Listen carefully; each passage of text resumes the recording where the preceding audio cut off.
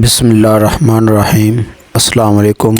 Engineer Usman B.C.C engineer के platform से ये छोटी सी वीडियो बनाई है जिसमें हम आपको बताएंगे कि फ़र्श की पोडिंग कैसे करते हैं, कच्चे फ़र्श कैसे डालते हैं, उसमें कौन से रेशो का मटेरियल इस्तेमाल किया जाता है, एक बोरी के कितने लोड करने चाहिए और एक लोड में कितना मटेरियल इस्तेमाल किया जाता है। फर्श डालने से पहले आपने दो चीज़ों का खास ख्याल रखना है। नंबर एक, जो ठी है उनको चेक करना है दोबारा, और जहां रोड़ी डाली है या बजट डाला है उसको सफाई चेक करनी है कि फालतू जो सामान है उसको बाहर निकाला जाए, जैसे लकड़ी, शापर।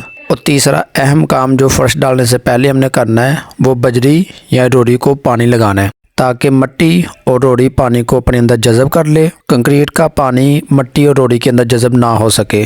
इसके बाद हमने फर्श डालना स्टार्ट करना है। फर्श डालते वक्त कंक्रीट ठियों के बराबर चपटी की मदद से करते जाएं ताकि कंक्रीट की सफाई प्रॉपर आ सके और स्लोप जो हमने रखी है मुतलका वो भी प्रॉपर आए। कंक्रीट नरम इस्तेमाल करें ताकि सफाई अच्छे से आ सके। फर्श डालने के बाद फर्श को 3 दिन तक पानी लगाएं। एक सीमेंट बैग के 3 लोड निकालें। हर लोड में 1, 2, 4 की तनासब रखें।